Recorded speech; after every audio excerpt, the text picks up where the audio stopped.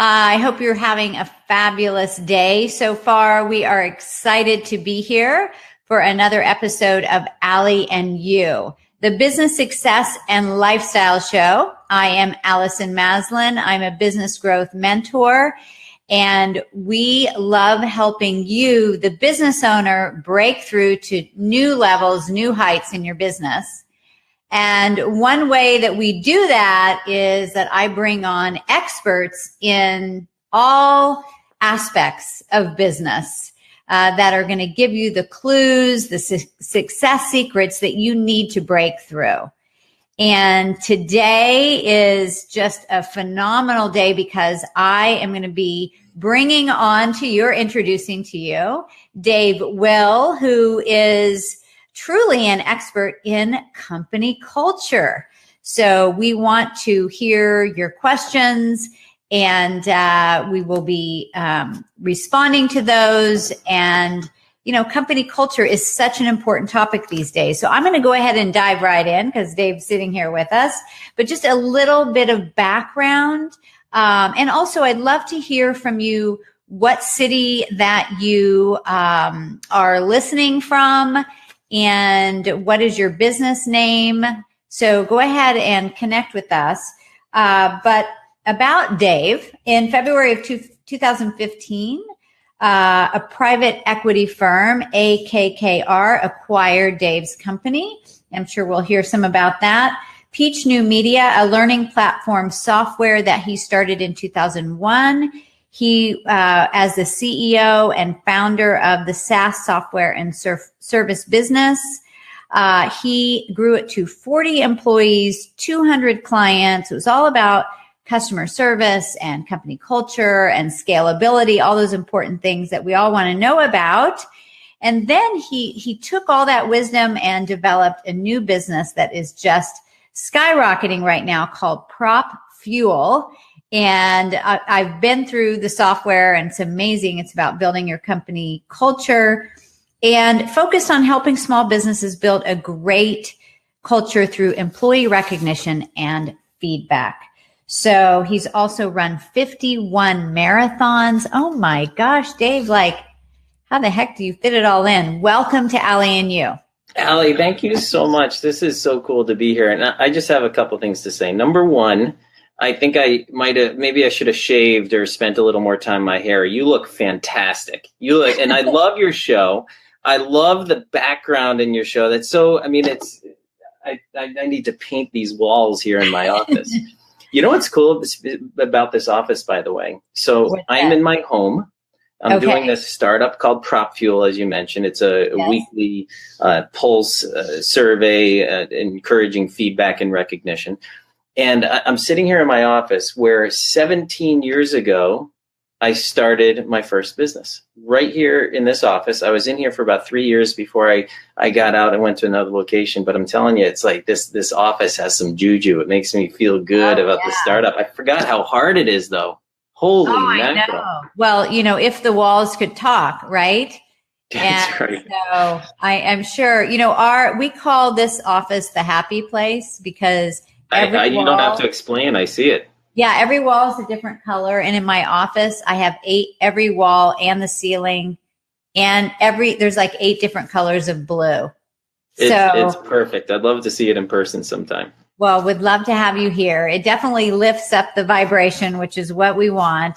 And Allie, I know you were asking what city people are from. I'm from Boston. So I'm curious if there's anyone else from the Boston area watching this. I'm not originally from Boston, hence the lack of the Boston accent. Yeah, I love Boston. Boston's a cool city. It is cool. Thank you. Right? Well, I'm in San Diego. And another beautiful city. I don't think you could get further apart on the in the United States, at least.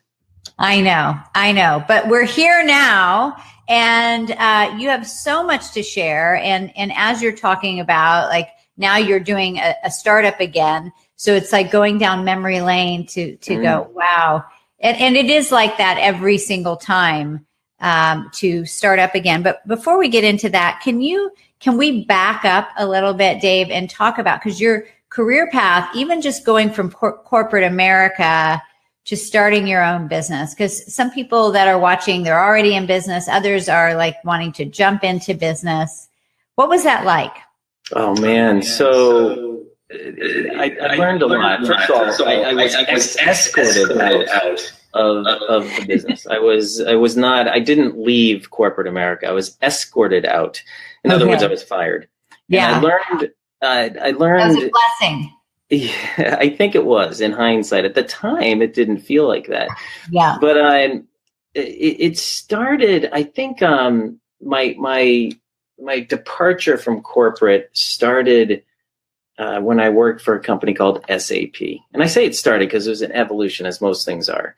And I was an MBA intern. So I'd already worked for Nielsen, Kraft Journal Foods, so huge corporations. And I was pretty darn low on the totem pole. I was in sales planning, and then I was in systems analysis for Nielsen. And then I went back for my MBA, because that's what you do when you're business, right? You get your MBA. So I went back for my MBA, met some really cool people, did a lot of mountain biking. And then I left. I got an internship at SAP. And this is where the story of my exit from corporate really begins, which is funny, because this is usually where people's story of corporate begins, getting into corporate. But for me, I was walked out of SAP on my very last day, and my manager, his name was Mark. Mark put his arm around me, and he said, "Listen, Dave, I have some advice for you." And I thought this was awesome, because I'm so ready to learn. I was ready to conquer the world, and any information I could get to help me conquer the world as a young MBA strapping buck, I was ready to take it on. So he put his arm around me and says, "Dave, when you're walking down the halls, I encourage you to walk faster and smile less, because perception is reality." I thought, holy mackerel. Wow. Yeah, brilliance. It was awesome. And I thought I could use this. Like, anybody can smile less, and I could definitely walk faster. And I was like, if that's all it takes to climb the corporate ladder, I'm in, man. This is awesome. Like, you don't even really have to do the work. Just walk fast and smile less. Perception is reality.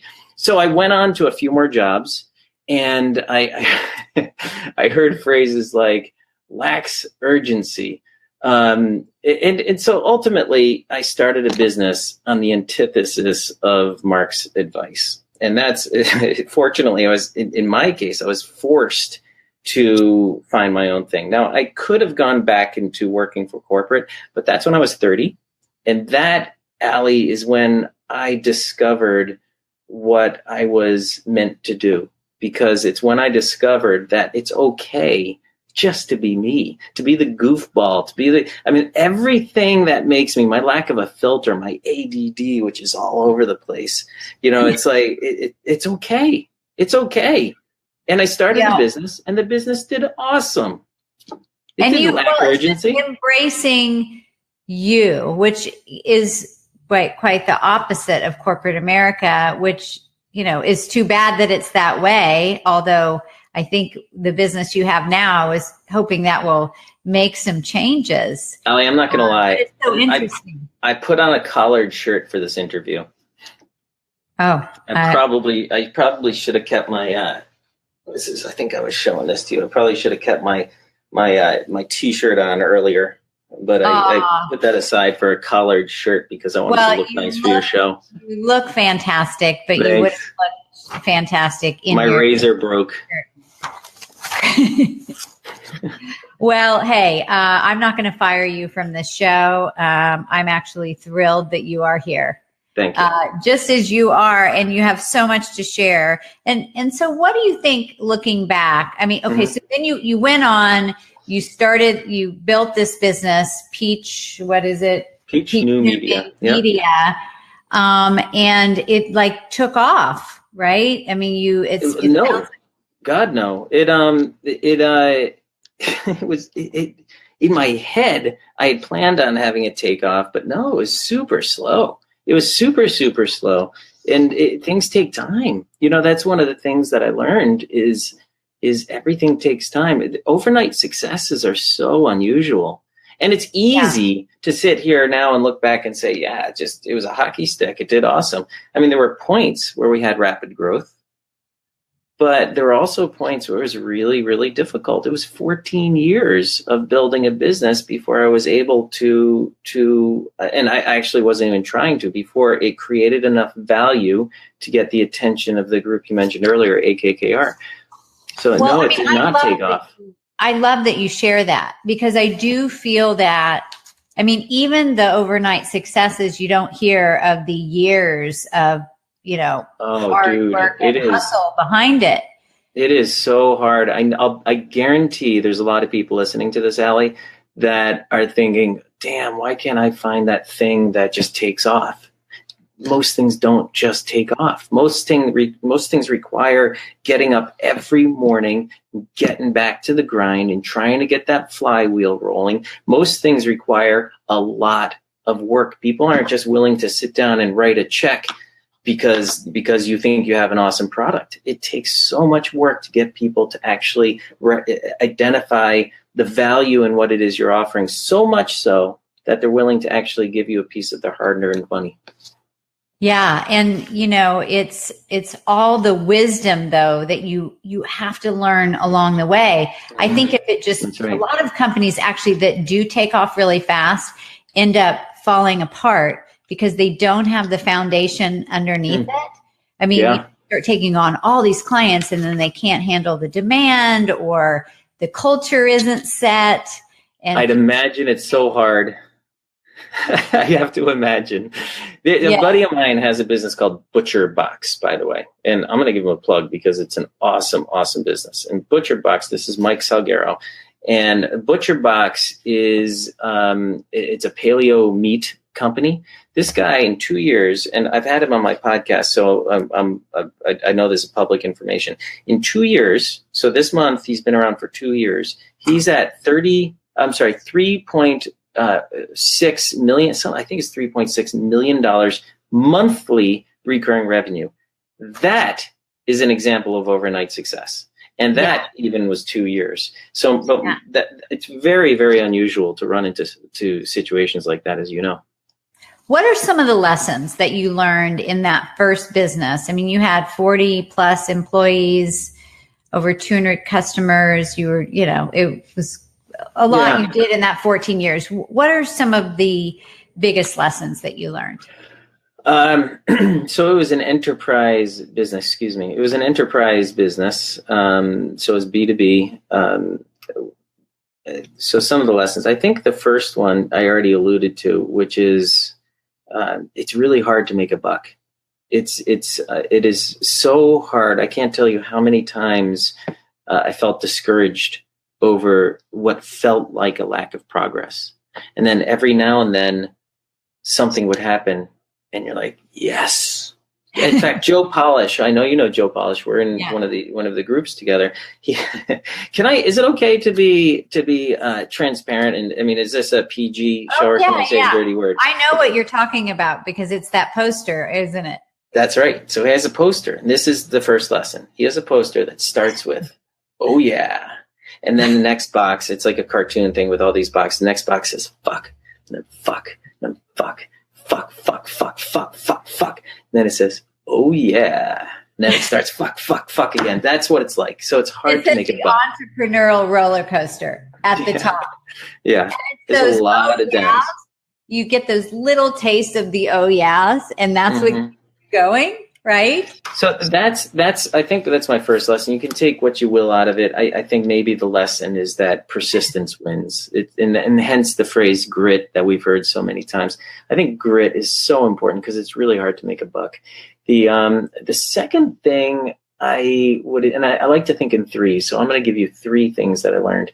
The second thing I'm going to call it cup holders.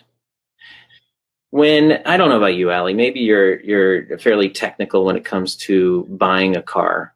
But for me, I trust that the engine's going to work, right? And the engine between, let's look at a Suburban and a Ford Expedition. This is actually, this is one of the two cars we were considering. We ended up with a Ford Expedition. You know why? Because of damn cup holders. I swear to God, both the cars were cool, but and I'm sure the engines worked. You talk to my mechanic friends, you say, "Oh, Chevy, you need the truck with the engine and all that." I guess the mechanics don't like Fords, but I like the Ford because it had a nicer dashboard. The seats went down in a better way than the Suburban. So, Allie, I call these cup holders, and what they are things that, generally speaking, the more technical purists in a company, they think nothing of them, but it's actually what people are buying. Mm-hmm. So when you have a platform or a service, even, it's the little things. You know what I have right here? Note cards, because I'm writing some handwritten notes right now. It's a cup holder. So if you're in a service business or if you're a salesman, handwritten notes go a long way. Stupid stuff like this, cup holders. It's a little PropFuel hat. So these are the things that I think that's one of the things I learned is how important cup holders are. And it's not just swag and notes. It's actually components of software. One more point on this, and I'm sorry to go on and on about this. No. This is great. I remember we had a client that, and without going into what a learning management system is and what it does, we had a client that really liked what we had, and they liked what our competitor had. And I said, so what's the decision going to be? Like what? And they said, well, you guys are really good in a lot of ways, but they have the social media buttons where you can like share stuff. I was like, really? So you're going to make a whole decision based on the social media sharing? I said, hang on a second. I put her on hold. I called my key developer, who actually happens to be my partner in business right now. I called Cameron and I said, dude, can we get social media buttons put on the site? Now, I'd like to say I went back on the phone. It was done. It wasn't quite done. The next morning, it was done. That's and quick. She made a decision. She picked us. That's a cup holder. He laughed when I told him that. He's like, dude, that's not a priority of ours. I was like, it is right now because we have a customer making a decision on that. That's a cup holder. The final thing of my 3 lessons, I think, that I've learned in that first business, and I'd be remiss if I didn't focus on the topic today, which is culture. My focus was on culture, not the customer, which I know sounds odd because we grew up hearing in business, hearing the customer comes first. But for me, the employee comes first. For me, because I know if my employees are happy and they're smiling like you are, and they're proud and they have a sense of accomplishment and ownership of their business, and they see a vision, they're going to do a great job for the customer. The trick is getting your employees to show and feel those feelings. So Those are 3 things. So what I say, it was certainly the culture, the it's hard to make a buck, and cup holders. 3 lessons. I got a lot more, man. We could talk all day about lessons I know. learned. And I love those. Actually, I want to just touch on that briefly. So I want to ask you a question. How do you get your grit? Because of the entrepreneur roller coaster, like we just talked about, right? There are those many, many days where you feel like you're hitting a wall and tired, and you've been up till 2, and what is it inside of you where you get that grit and that stick to itness and like, I'm just going to keep going at it? Yeah, it's I don't mean to sound like a victim. It's lonely, isn't it? Sometimes it's lonely trying to start something up because you just feel like you're getting punched and punched and punched again. And I was talking to my wife today. Something happened today that I didn't like, and we went out to lunch together, and I told her, just got to get up again, right? And I think that's what it comes down to. There's a great video on YouTube. It's this motivation video about small steps, I think it is. I wish I had the name of it here, but I just thought of it. Otherwise, I'd have it prepared. Maybe I can send it to you and we can put it in the show notes. But it's about these small steps. And the point is that all great things come from lots of little steps. So for me, grit isn't about taking that leap of faith. Grit is not about making that awesome big decision. It's not about finding product market fit and winning the big customer. it's about getting out of bed every morning and taking that first step. Yeah. So it's all the little steps. It's just one step. Up. It's just all the little steps. Here's the thing though. You can't stop. You can't stop. You can take a nap, but you can't stop taking those steps. Yeah. You can't stop. It's because it's very hard. You can't stop. You know, you absolutely have to keep going. And I do relentless forward, relentless forward motion. That's a mantra I live by. Relentless forward motion. Yeah. And you know, and you mentioned earlier, I don't normally emphasize this aspect because I do it for me, the marathons. I've also done a ultra, and believe me, this is minor compared to what some amazing people out there doing. I did a 50 miler. Actually, a funny story about the 50 miler. When I went to register that evening, because it was an overnight race, when I went to register that evening, I got in line, and I was waiting in this long line to register, and I kind of looked ahead, and I saw two signs. One said 100 miles and one said 50 miles. Now I was registered for the 50. So I had to walk up to the 50 where there were like 3 people in line. The 100 mile had like 50 people in line. So here I am walking past all the 100 milers, admitting that I'm the weak one in the group. You lose there. You're only running 50 miles. But the point of that was there were many, many times in that very slow, arduous 50 miles where it just came down to taking one more step. Mm-hmm. So I like to beat things to death. And I love that analogy. It's true. You just have to keep going and taking that step. Mm-hmm. And I love what you said too about the cup holders. You know, it's really the experience. And I run a mastermind called Pinnacle Global Network, and we call it the Pinnacle Experience. Where I like that. Is it local or is it national, or tell me about that? Yeah, it's international. I mean, work with clients all over the world. We're based in San Diego. And so it's private. Of course it's international. You're like 2 minutes from Mexico. This is true. We've had clients from London, Australia, and we have 150 members, business owners that are incredible. But, you know, as you know, it is lonely. So having that community and the support to help you, to remind you to take that one more step and keep you focused on the big picture is super important. That's right. Yeah. Well, let's talk about company culture, because, you know, you developed the software on company culture. That was a big focus in your last business. What defined company culture? Well, I won't make up my own definition. I'm going to use the definition of a gentleman that I have a great deal of respect for. His name is Brian Halligan. He's become I like to think he's a friend of mine from HubSpot. He's the founder and CEO of HubSpot. Another phenomenal business. I wouldn't even call them an overnight success. They've been a 12-year phenomenal sensation, but not an overnight success. 12 years is a long time. It is. And Brian defines company culture. HubSpot is a phenomenal culture, just such a cool company. And he describes it as the way your employees make decisions when you're not in the room. So there's all these values. Yeah, me too. There's all these values and data points and the ultimate vision and all these things go into how you're going to decide what to do in a difficult decision. Here's a good example, and I won't get too specific because I'm not that creative, but a customer calls and is really upset about something.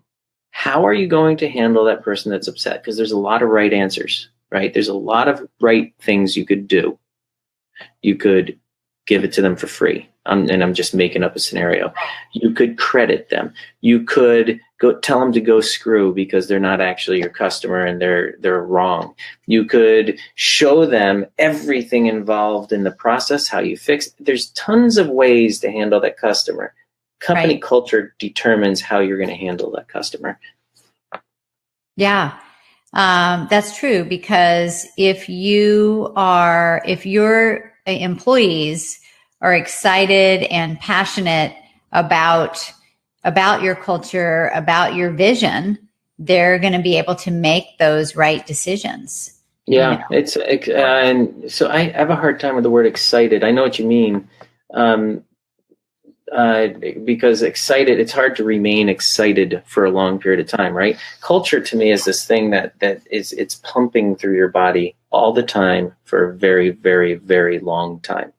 It's in fact, I would argue it's the blood. It's not pumping through your blood. It is the blood in your body. And and I think that's what there's actually a definition. I remember I have 3 boys.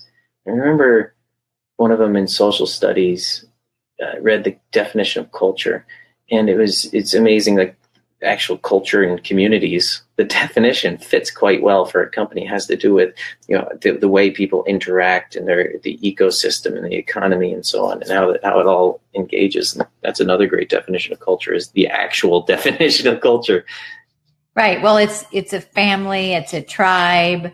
I have a team of coaches, they're former CEOs, and we get together every week for a couple hours and we discuss clients, and they are so passionate and committed. And, I go to sleep at night, like peacefully, because I know our clients are so well taken care of. And it's not because I have to be on them, they want to.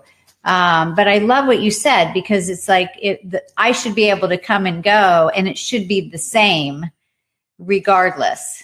That's right. I mean, ultimately, that's the goal. And I've heard this. I think this is kind of cool. In a business, the owner, the CEO, the founder, is the only one in the business that's trying to make themselves less valuable. Isn't that funny? Like everybody in the business is trying to make themselves indispensable, except the owner. Yeah, who's trying to interesting. create a business in the way that everybody can run it without him. Right. I mean, it's nice to be wanted, right? But it's even better to not be needed. I took my team to Disneyland last week for the full day, and I was thinking about that because Walt Disney's been gone for so long, but here is a culture that has sustained all these years, 60 years now? And a lot of the things are exactly the same. And man, do they handle things so well there. It's incredible. Allie, talk about recognition. And I didn't interview him. I went to Disney in Florida. Is that Disney World? Disney World, right? Yes. Disneyland? I don't know. It's the one in Florida. Disney World. And thank you. And I remember we were in I think it's called the Intercontinental. And I was checking out of the cafeteria. I had my entire family's food on 2 trays, and they're all at the table, falling asleep because we were halfway through the day already. And an older gentleman was checking me out, and he's dressed in the uniform, Disney uniform. And at this point, I'm 8-10 years into the business. I've got a bunch of employees. I love business, and I love what Walt Disney did and what he created and the culture he created there. It's just, like you said, it's an incredible piece of work he made there. So I asked this guy, I said, so do you like working for Disney? I was thinking, I give this 50-50. You're checking people out of the cafeteria. Do you like it? Or is this kind of like all you could find because you live in Orlando? And he turned to me and he said, I was in the insurance industry for 32 years or something like that. I don't remember exactly. I was in the insurance industry forever. And I can count on one hand the number of times my boss said thank you. He says, when I leave here every single night, my boss looks me in the eye, shakes my hand, and he says thank you. Wow. That's what that guy told me about his job. That's what meant something to him. He didn't say, dude, I make pretty good money for a cashier. He didn't say, I get free tickets. He didn't say, I love my Mickey Mouse hat. He didn't say any of that stuff. What he said is, my boss says thank you when I leave. He felt appreciated. And that actually points to a huge element of why we built a system internal to Peach to do this kind of stuff, but ultimately why we built PropFuel to help companies create that element of recognition and appreciation in a company. That says everything, right? No kidding. I know. Wow, it was an awesome story. So let's talk about PropFuel for a minute. What was the inspiration? What is it? I want you to share it because I think it's fantastic. So I'm sure it's clear by now that company culture was important to me. And it was important to me because I'm going to meander through this. Forgive me. I don't have a concise answer to anything. But company culture is really important to me because I wanted to like my job. It was pretty selfish at first. I wanted to like my job. I take it back. I enjoyed Nielsen. I really enjoyed the people at Nielsen. I really liked elements of Kraft General Foods, PricewaterhouseCoopers, SAP. I worked at all these big companies, and there are elements of them that I like. I tend to be optimistic and positive, so I'm going to find things I like, but I wasn't very good at any of it, none of it. And so I wanted to create an environment where I wanted to go to work. Yvon Chouinard says, founder of Patagonia, says he had to build his company and he didn't want it to become corporate. He still wanted people to come to work on the balls of their feet, climbing the stairs 2 at a time.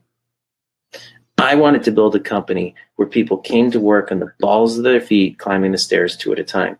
And I wanted to be the one leading that charge. I wanted to get to the work on the balls of my feet, climbing the stairs 2 at a time. So I did it for me. And then it became about the employees. I really wanted people to enjoy their job. And there was a point where I also acknowledged to myself that culture wasn't just about making people smile. I'd like to think it is, but it's actually about creating a really valuable business. And that struck me when I did something. This is silly, but I did it anyway. We used to leave Easter baskets on people's desks the day after Easter.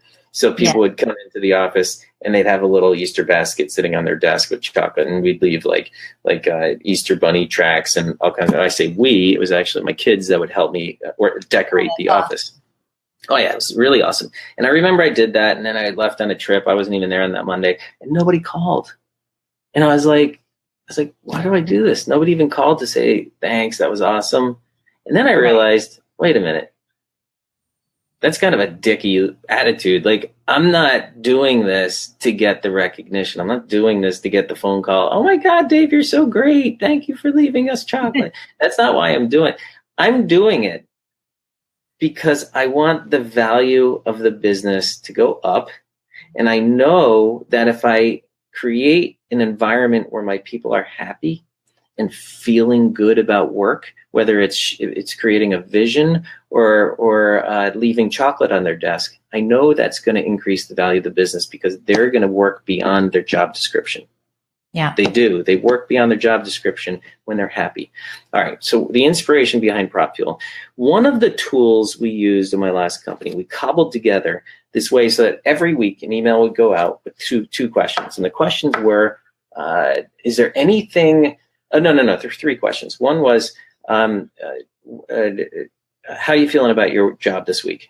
Second question was, and it was a scale of 1 to 5, I think. Second question was, is there anything you need or we can do to help you do your job better? Mm-hmm. And then the third question was, is there anyone you want to recognize or nominate for Peach of the Week? Peach of the Week is this thing we did. And so there was the recognition. And there was this kind of scale just so I could keep track of the pulse on the finger of the company. I didn't freak out about any little changes week to week. It was trends I was interested in with that number. And then the other one, is there anything you need to do your job better? I can't tell you how many people wanted like a bouncy ball or a standing desk or like a keyboard.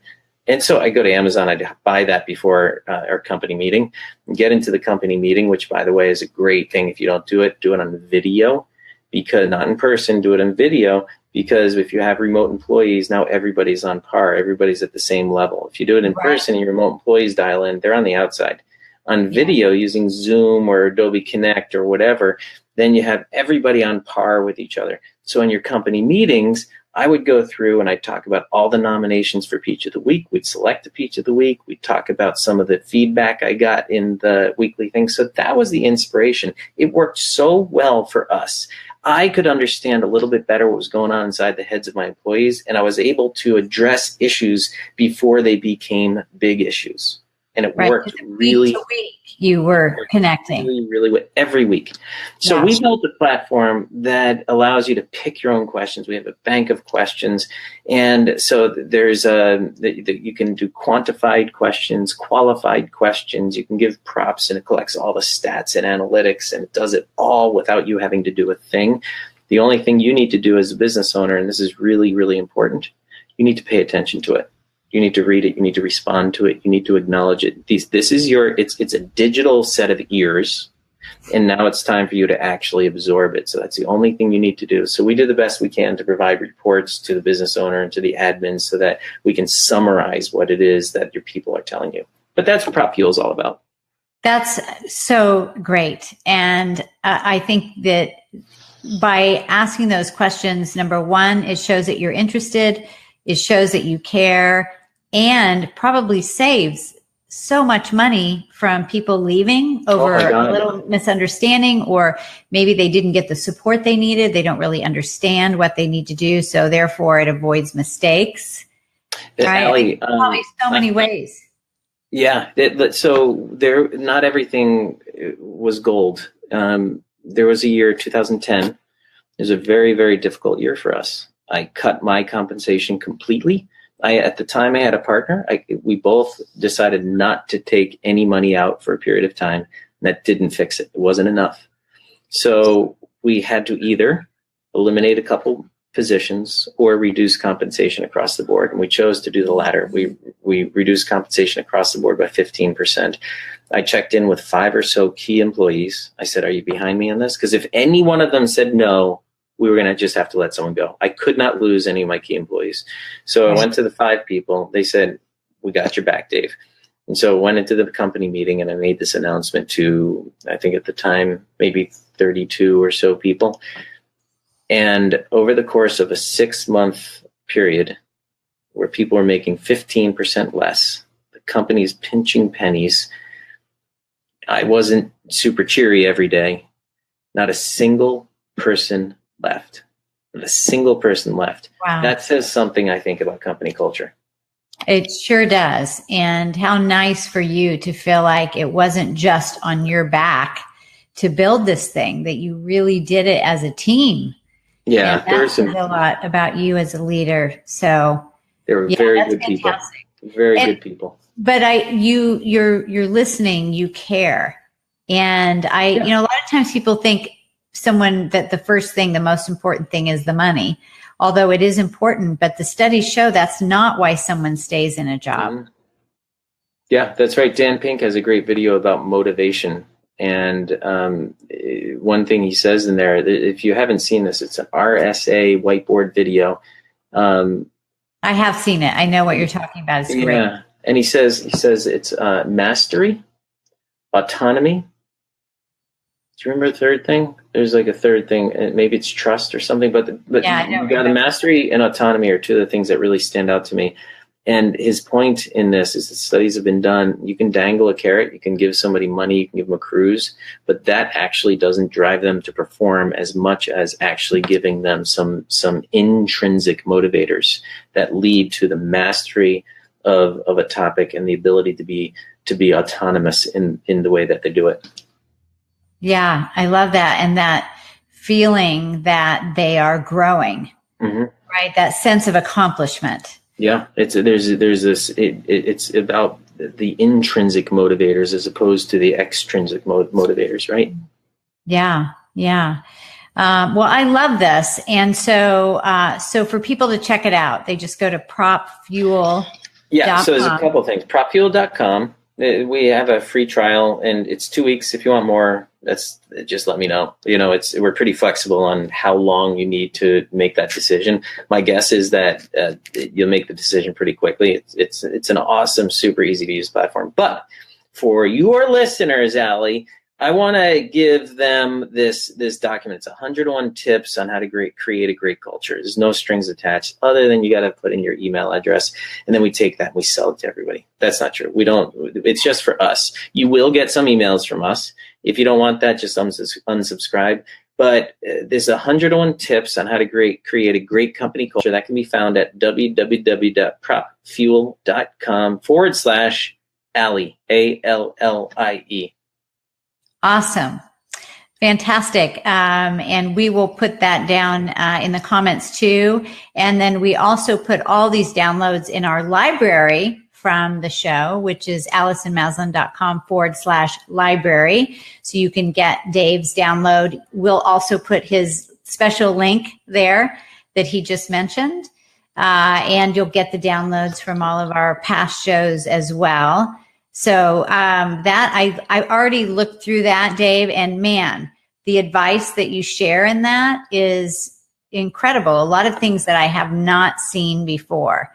So Thanks. I love the tips that you share on. Yeah, it's not about the pool tables and the free food, although that's a little bit, but it's, 101 tips. Some of it's got to be about a pool table. But for the most part, there's a lot of very intrinsic things in there. And I'll tell you what, anyone that signs up through you, Allie, I want to send them a hat while we have some.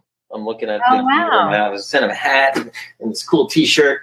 And so just for signing up when the trial's over, if you want, we got some cool swag here. I'll send it out to you. Oh man, I know people will be all over that. yeah. I know our clients are going to love that too, and they're going to check out your software too.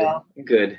And so what are plans ahead for? How's everything going with PropFuel? Oh, it's awesome. You know what? I'm a big believer in niche. Right. So right now we have a tool that's great for entrepreneurs and their teams. We're looking at working with some HR because HR organizations not organizations, but HR professionals seem to really love data.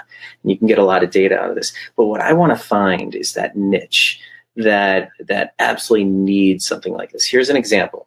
And this is what's next. I'm exploring ideas like this. What if you had a sales team where 20% of your sales team is performing, but 80% is not performing?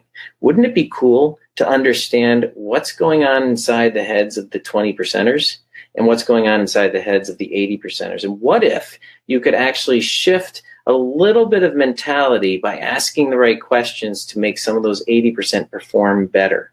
So then you don't have 80% of your sales team sucking.